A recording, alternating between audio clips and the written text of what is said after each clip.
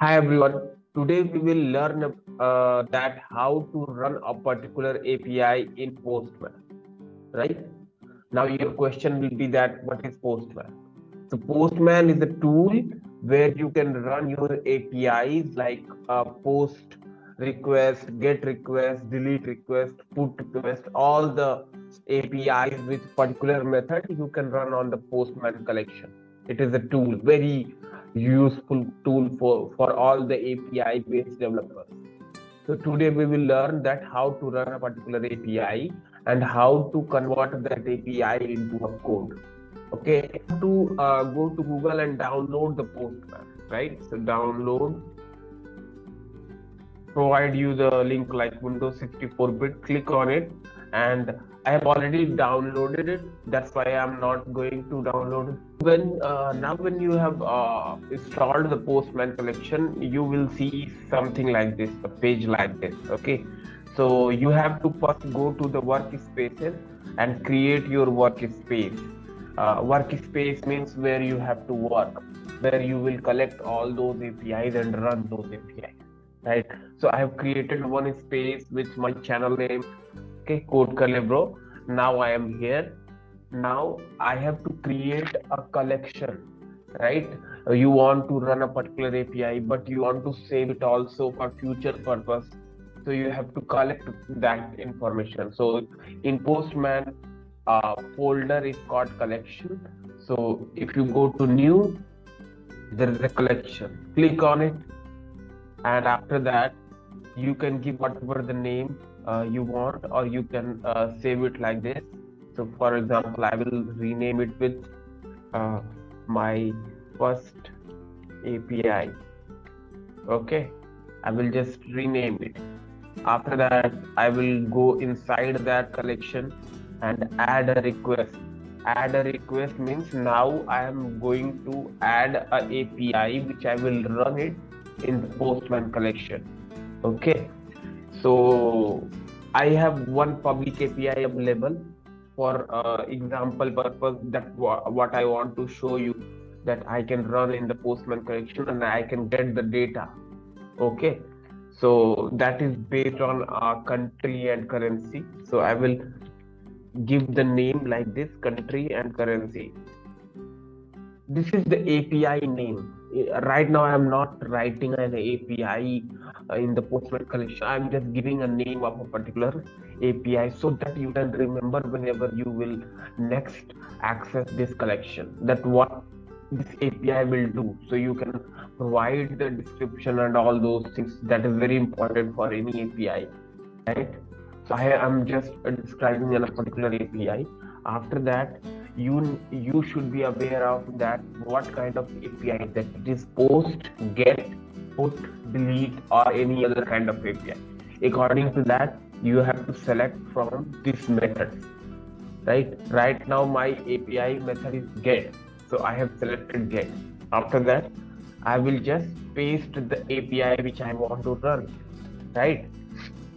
Now, for example, your API has authentication bearer or some kind of username and password. You can give that also in the Postman collection in the authorization part here, right? API key based bearer token. Most of the API will be based on the bearer token. So if you click on bearer token, you can provide your token information here. Okay. Similarly, if your it is based on username and password, so you can give it in the basic auth. You can you give your username and password, because most of the API based on username and password. So you can give username and password, and it will able to run it. So in my case, there is no authorization needed because it is a publicly available API. But in case you want to access Twitter APIs, right, or Microsoft Azure APIs or AWS APIs, you need to provide a token to get the access of the data. So I'm not going that much there. I just wanted to show you that how to run a particular API in the Postman collection. So authorization is not needed, any parameter is not there, But in get, mostly if there is a parameter, you can provide the key and the value and it will able to run it. Similarly, if it is a post request, you can provide the information in the body and you have to change the get to post and it will able to run it. So now I'm going to run this Postman collection and I will show you that it is working or not. Okay, so I will just save it and I will click on send button.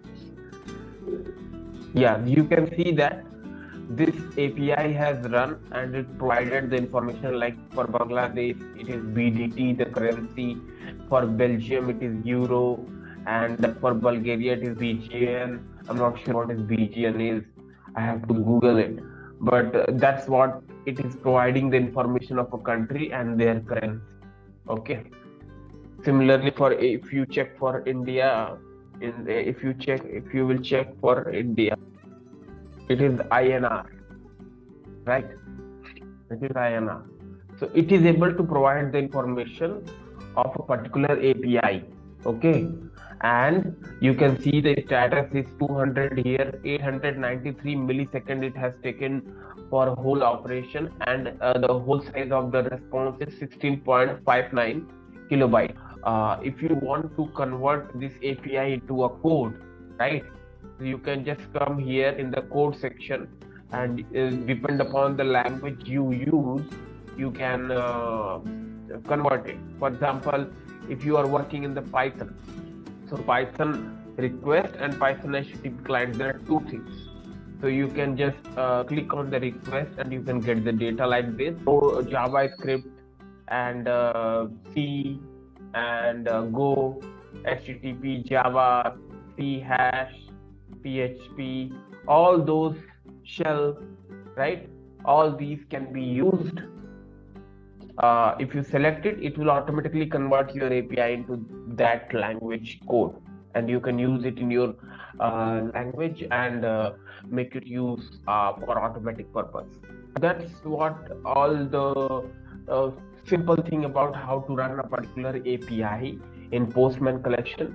There are multiple things in the Postman collection that we should learn and explore. So thank you for watching, and we will see you in our next video.